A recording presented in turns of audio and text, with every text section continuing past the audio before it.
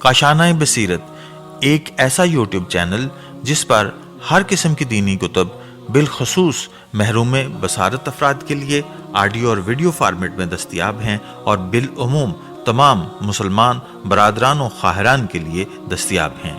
اس لیے آپ سے گزارش ہے کہ بیل آئیکن کو پریس کر کے ہمارے اس چینل کو ضرور سبسکرائب کیجیے تاکہ آئندہ آنے والی ہر کتاب آپ کو بر وقت ملتی رہے۔ کاشانۂ بصیرت، کاشانۂ بصیرت، کاشانۂ بصیرت، کاشانۂ بصیرت۔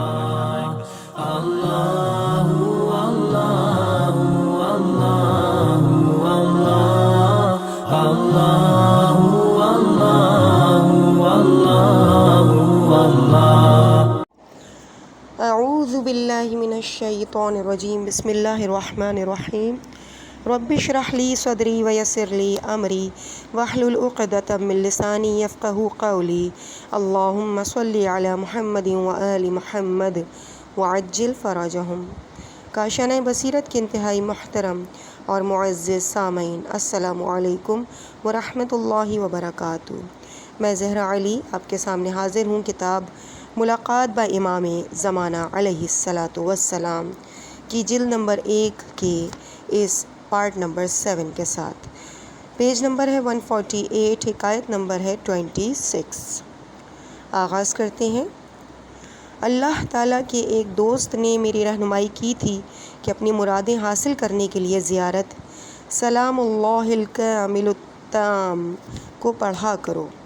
اس وقت میری حاجت صرف ایک ہی تھی، اور وہ یہ کہ حضرت بقیت اللہ ارواحنا فدا علیہ السلام کی زیارت نصیب ہو۔ اس لیے میں آدھی رات کو زیر آسمان پڑھتا تھا۔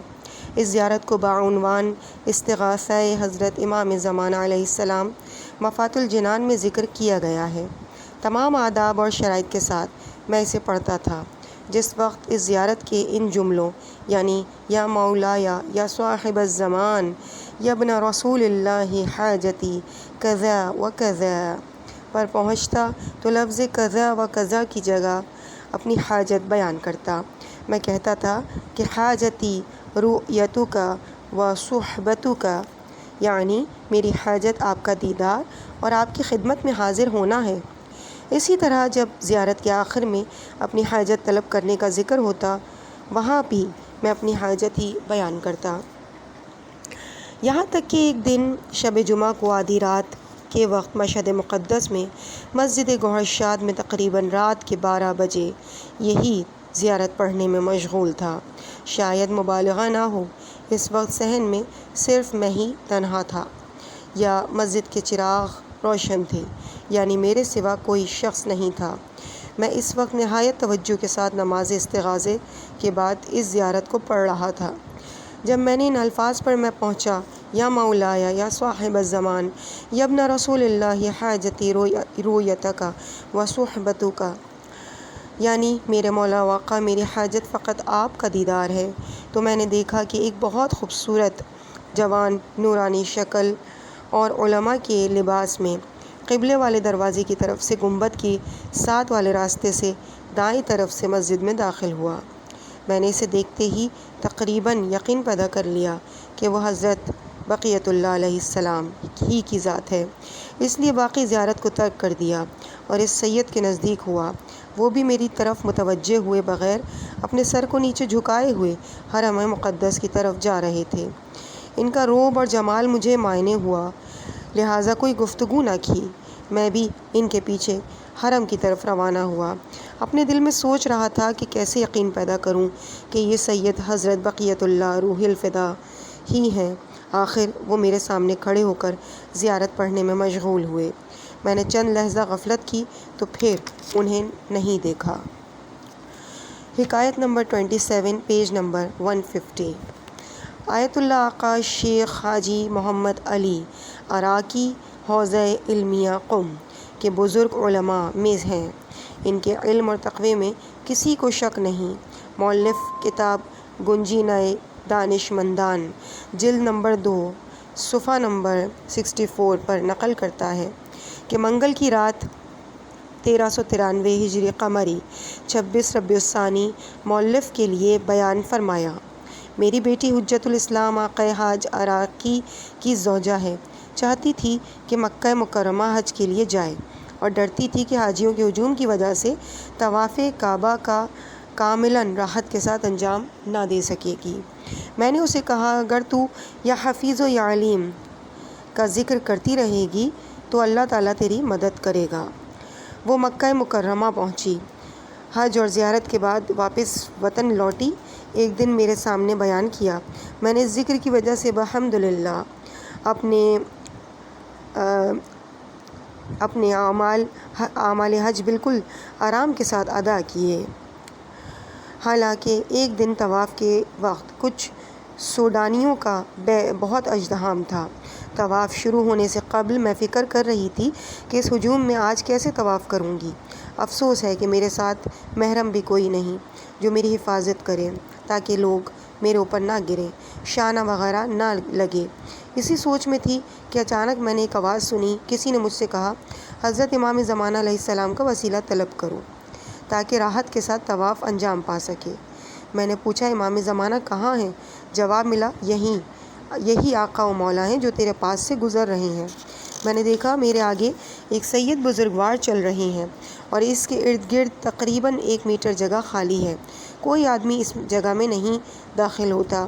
وہی صدا آئی، مجھے کہا تو اس حریم یعنی خالی جگہ میں داخل ہو جا اور آقا و مولا کے پیچھے پیچھے طواف کرو۔ میں اس حریم میں داخل ہو گئی، حضرت امام زمانہ علیہ السلام کے پیچھے چلتی رہی۔ اس قدر نزدیک تھی کہ حضرت کے پشت پر میرا ہاتھ پہنچ جاتا تھا۔ آہستہ سے اپنا ہاتھ ان کی ابا کے ساتھ مس کر کے اپنے چہرے پر ملا اور کہتی تھی میرے مولا و آقا آپ پر قربان جاؤں، اے امام زمانہ آپ پر فدا جاؤں۔ میں اس قدر خوش تھی کہ آقا و مولا کو سلام کرنا بھی بھول گئی۔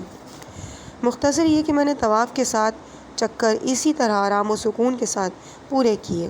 اس قدر ازدحام کے باوجود کوئی شخص میرے ساتھ نہیں ٹکرایا، بغیر کسی زحمت کے طواف کو مکمل کیا، اور میں تعجب کرتی تھی کہ اتنی جمعیت ہونے کے باوجود کوئی آدمی بھی اس جگہ داخل نہیں ہوتا، چونکہ حضرت سے التجا کرنے والی وہی ایک تھی اور کسی نے وسیلہ طلب نہیں کیا تھا، اس لیے اور کوئی شخص اس حریم میں داخل نہیں ہوا تھا۔ حکایت نمبر 28 پیج نمبر 153۔ حجت الاسلام مرحوم آقا حاج شیخ محمد تقی بافقی رضا شدہ پہلوی کے زمانے میں مجاہد اور مبازر علماء میں سے تھے۔ ظالم شاہ نے کئی دفعہ زندان میں ڈالا، کئی مرتبہ شہر بدر کیا۔ گنجینہ دانش مندان کے مؤلف میں جلد نمبر 3 کے صفحہ نمبر 4 پر لکھا ہے کہ آقا محمد تقی کا اعتقاد تھا کہ اولیاء و اربا کے ذریعے ثابت ہے کہ امام زمانہ علیہ السلام کی ملاقات ہو سکتی ہے۔ اس کے علاوہ بہتر دلیل کسی چیز کے واقع ہونے کا امکان ہے، اور ہم دیکھتے ہیں کہ ہزاروں افراد نے حضرت کو دیکھا اور پہچانا ہے اور ان کے ساتھ گفتگو کی ہے۔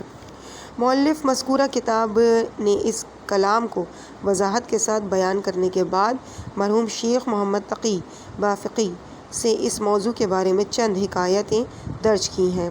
ان میں سے ایک یہ ہے کہ ہجری 1369 ہجری قمری میں ماہ سفر میں مرحوم حاجی شیخ محمد شیخ تقی بافقی کے بھائی عالم عابد زاہد حجت الاسلام مرحوم ملا اسد اللہ بافقی نے بیان کیا۔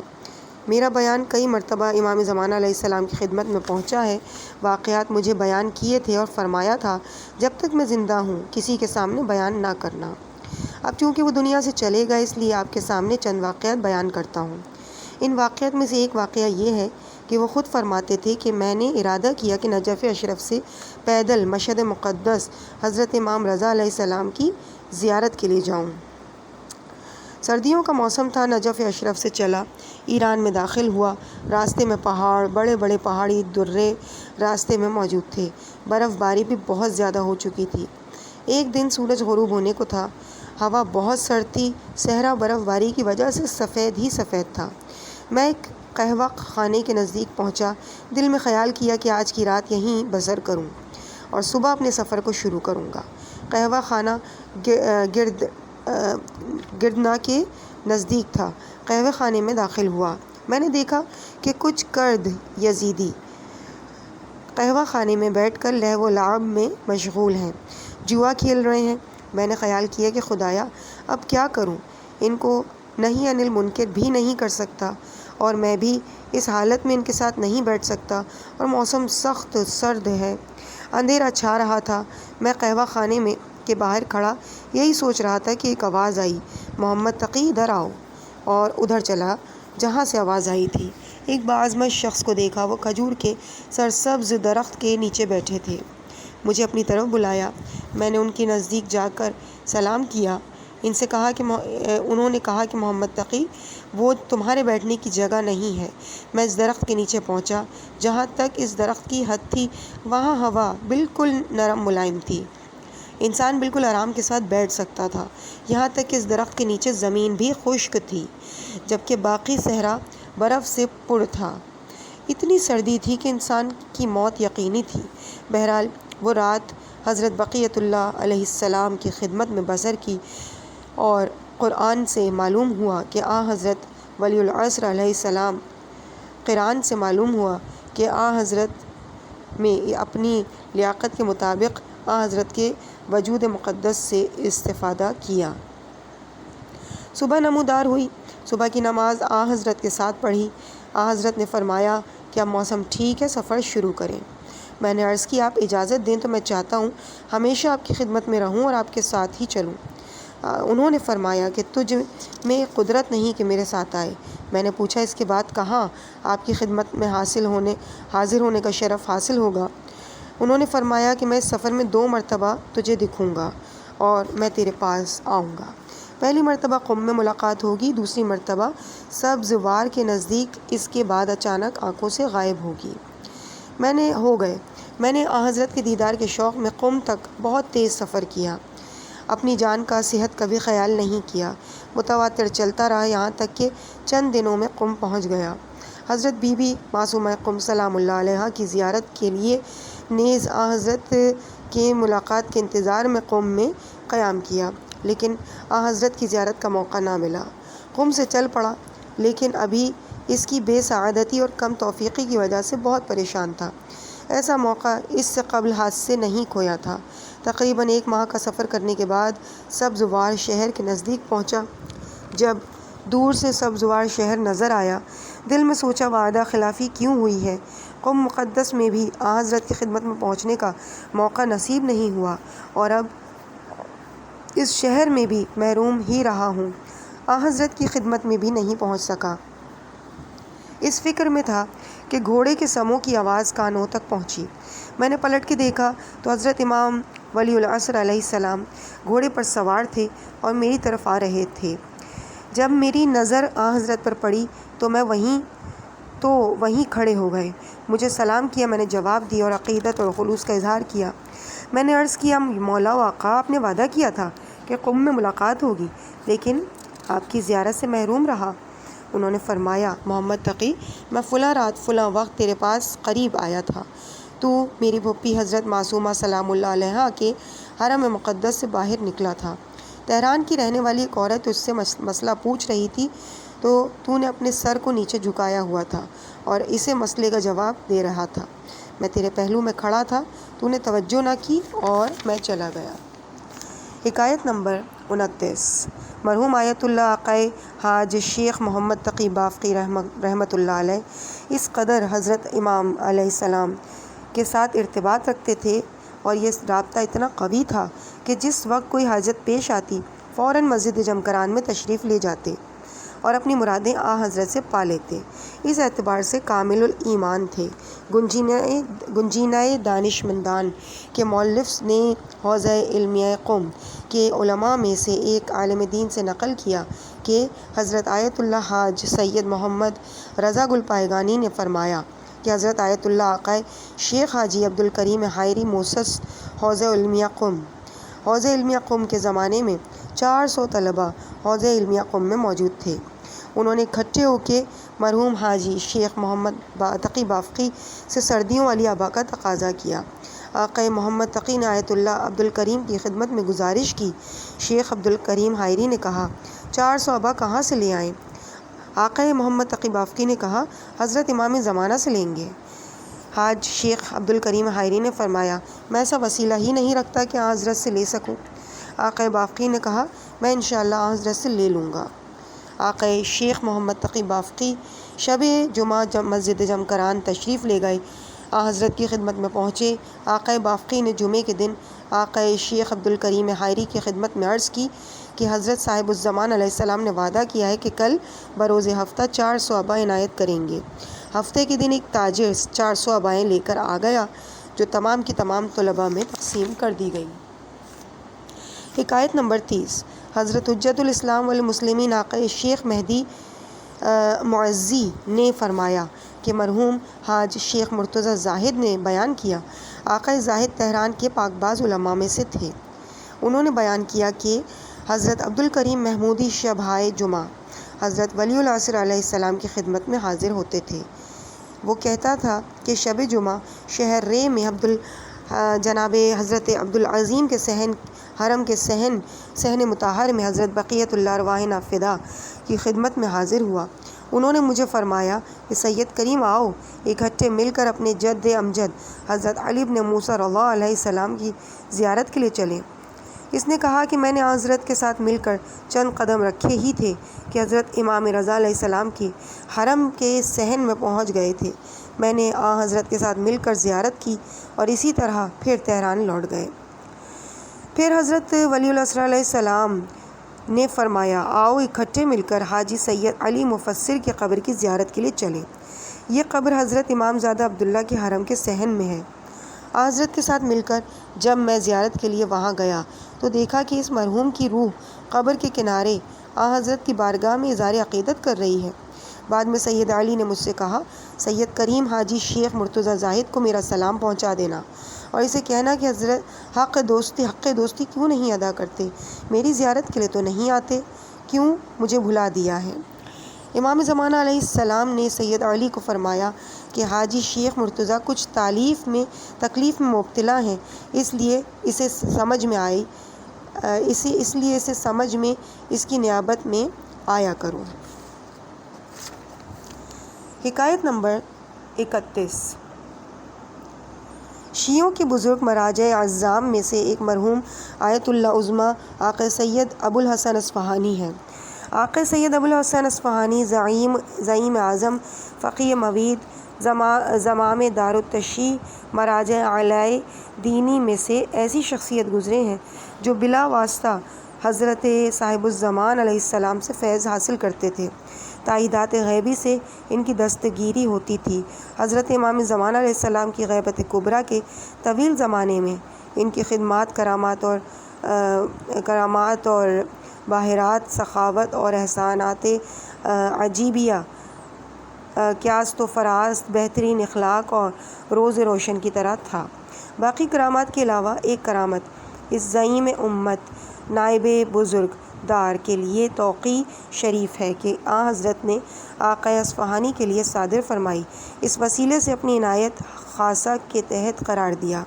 صاحب الامر علیہ السلام نے جو توقیع ارسال فرمائی وہ مرحوم ثقۃ الاسلام والمسلمین زین العلماء الصالحین حاج شیخ محمد کوفی شستری کے خط میں تھی۔ اس کا متن مبارک یہ ہے کہ قل لہو ارخذ نفسک، یعنی ترجمہ اسے کہو کہ اپنی ذات کو لوگوں کے لیے عرضہ کر دو اور تمام لوگوں کی دسترس میں ہونا چاہیے۔ اپنے بیٹھنے کے لیے گھر کی دہلیز کو انتخاب کرو تاکہ لوگ سریع آسانی کے ساتھ رابطہ رکھ سکیں۔ لوگوں کی حاجتیں پوری کرو، ہم آپ کے مددگار ہوں گے۔ حکایت نمبر 32۔ اس واقعے کو کتاب پرواز روم میں درج کیا، لیکن یہاں اس کی مناسب کی وجہ سے نقل کر رہا ہوں۔ سال 1332 ہجری شمسی میں کوفے گیا۔ وہاں ایک شخص تھا بنام آقا شیخ حاجی محمد کوفی۔ اس کے بارے میں مشہور تھا کہ امام زمانہ کی خدمت میں کئی مرتبہ حاضر ہو چکا ہے۔ جو واقعہ ہمارے لیے بیان کیا وہ یہ تھا، کہتے تھے کہ اس زمانے میں عراق سے حجاز آنے جانے کے لیے بسیں وغیرہ نہیں تھیں۔ میں ایک اونٹ پر سوار ہو کر مکہ مکرمہ حج اور زیارت کے لیے گیا۔ واپسی پر میں قافلے کے پیچھے رہ گیا اور راستہ گم کر بیٹھا۔ آہستہ آہستہ میں ایسی جگہ پہنچا جہاں کیچڑ اور دلدل تھی۔ میرے اونٹوں کے پاؤں زمین میں دھس گئے۔ میں بھی نیچے نہیں اتر سکتا تھا اور قریب تھا کہ اونٹ بھی مر جائے۔ میں نے خلوص دل سے فریاد کی، یا ابا صالح المہدی ادرکنی۔ میں نے ان الفاظ کو چند مرتبہ دہرایا۔ مجھے ایک گھوڑ سوار نظر آیا جو میری طرف آ رہا تھا، لیکن وہ کیچڑ میں بالکل نہیں پھنس رہا تھا۔ اس نے آ کے میرے اونٹ کے کان میں کچھ الفاظ کہے۔ میں نے صرف آخری الفاظ سنے، حتی الباب، یعنی دروازے تک۔ میرے اونٹ نے حرکت کی، دلدل سے اپنے پاؤں باہر نکالے اور جلدی سے کوفے کی طرف چل پڑا۔ میں نے اپنا چہرہ اس آقا کی طرف کر کے پوچھا، من انتا، یعنی آپ کون ہیں؟ انہوں نے فرمایا، انا مہدی، میں حضرت مہدی علیہ السلام ہوں۔ میں نے پوچھا، پھر کون سی جگہ ملاقات ہوگی؟ انہوں نے فرمایا، متا ترید، جس جگہ جس وقت تو چاہے۔ اس کے بعد میرا اونٹ وہاں سے دور ہوا چلتا ہوا کوفے کی طرف پہنچا اور گر پڑا۔ کوفے کے دروازے پہ پہنچ کے گر پڑا۔ میں نے اس کے کان میں کہا، حتی الباب۔ اس کلمے کو چند مرتبہ دہرایا۔ اونٹ وہاں سے اٹھا اور میرے گھر کے دروازے تک آیا، مجھے گھر تک پہنچایا۔ اس دفعہ زمین پر گرا اور فوراً مر گیا۔ آقا حاجی شیخ محمد کوفی اس قدر باتقویٰ تھے کہ انسان ان کے متعلق ایک لفظ بھی غلط ہے کہنے کو احتمال نہیں دے سکتا۔ پھر اس نے اضافہ کیا اور کہا، اس واقعے کے بعد میں نے آن حضرت کی 25 مرتبہ زیارت کی اور انہی سے بعض مواقع مرحوم حاجی ملا آقا جان کے سامنے نقل کیے۔ انہوں نے مجھے فرمایا کہ بعض واقعات ظاہراً بظاہراً پیش آئے۔ یہ شخص یعنی محمد کوفی بہت پرہیزگار اور نیک طینت ہے۔ اس کا گمان ہے کہ وہ حضرت صاحب الامر علیہ السلام کی بارگاہ میں ظاہری صورت میں حاضر ہوا ہے۔ حکایت نمبر 33۔ مرحوم شیخ درام نے کتاب تنیبیہ یا تنبیہ الخاطر و نزاہت الناظر میں درج کیا کہ علی بن جعفر مدائنی علوی نے نقل کیا کہ کوفے میں ایک ضعیف آدمی کوتا قد رہتا تھا، پاک دامنی عبادت اور زہد میں مشہور تھا۔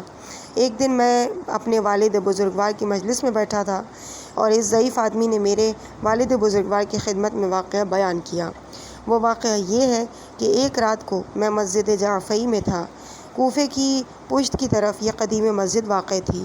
آدھی رات کے وقت میں تنہا عبادت میں مشغول تھا کہ 3 آدمی مسجد میں داخل ہوئے۔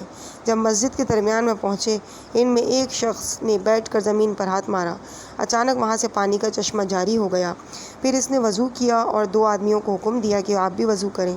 انہوں نے بھی وضو کیا۔ اس آدمی نے نماز پڑھائی اور ان 2 آدمیوں نے اس کی اقتداء میں نماز ادا کی۔ جب نماز سے پڑھ چکے تو میں نے تعجب کیا کہ خوش زمین سے چشمہ جاری کر دیا تھا۔ جو شخص میری دائیں طرف بیٹھا تھا، میں نے اس سے پوچھا، یہ آقا کون ہے؟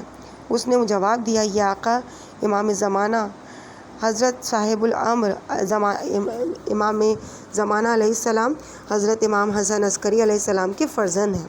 میں ان کی خدمت میں حاضر ہوا، ان کی بارگاہ میں سلام عرض کی، ان کے ہاتھوں کا بوسہ لیا اور عرض کیا، اے رسول اکرم کے بیٹے شریف عمر ابن حمزہ کے بارے میں آپ کی کیا رائے ہے؟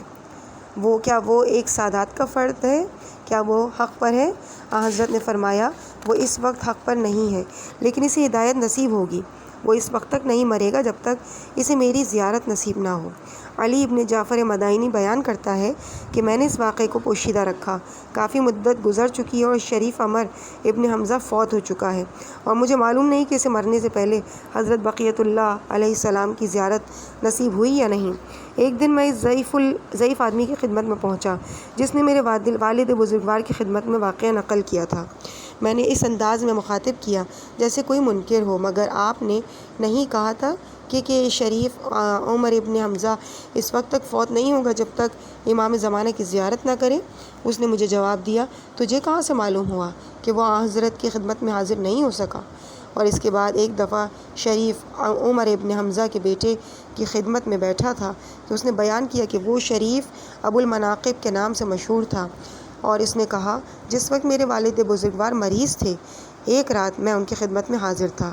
ان کے اعضاء بالکل جواب دے چکے تھے، یہاں تک کہ ان کی آواز بھی سنائی نہیں دیتی تھی۔ تمام دروازے میں نے بند کیے ہوئے تھے۔ رات کے آخری حصے میں میں نے دیکھا کہ ایک آدمی گھر میں داخل ہوا۔ اس کے رعب و دبدبے کی وجہ سے مجھ میں حرکت نہ ہو سکی، مجھ میں جرأت نہ ہو سکی کہ میں سوال کروں، آپ کیسے تشریف لائے؟ میرے باپ کے پاس بیٹھ گئے اور بالکل آرام سے باتیں کرنے لگے۔ میرے باپ برابر آنسو بہا رہے تھے، پھر وہ اٹھ کے چلے گئے۔ جب میری آنکھوں سے غائب ہو گئے، میرے والد بزرگوار نے مجھے فرمایا، مجھے بیٹھا وہم نے انہیں بٹھایا، مجھے بٹھاؤ، ہم نے انہیں بٹھایا۔ انہوں نے اپنی آنکھیں کھولیں اور یہ کہا، جو شخص میرے پاس بیٹھا تھا وہ کہاں گیا؟ ہم نے کہا، جہاں سے آیا تھا اسی راستے پر چلا گیا۔ انہوں نے فرمایا، ان کے پیچھے جاؤ اور واپس لے کر آؤ۔ ہم نے دیکھا کہ دروازے پہلے کی طرح بند ہیں اور آنے والے شخص کا کوئی نام و نشان باقی نہیں۔ ہم واپس آئے، والد بزرگوار کی خدمت میں پوری صورتحال بیان کی۔ میرے والد نے فرمایا، یہ آقا حضرت صاحب الامر علیہ السلام تھے۔ پھر بیماری سنگین ہو گئی اور بے ہوش، اور چند دنوں کے بعد دار فانی کو چھوڑ کر دار آخرت کی طرف چلے گئے۔ عزیز سامعین، اس مقام پر ہم ریڈنگ کو یہیں پہ روکتے ہیں۔ انشاءاللہ اس سے آگے کی ریڈنگ آپ کے سامنے اگلے حصے میں پیش کی جائے گی، پیج نمبر 171، حکایت نمبر 34 سے۔ مجھے اپنی دعاؤں میں یاد رکھیے گا۔ والسلام علیکم ورحمۃ اللہ وبرکاتہ۔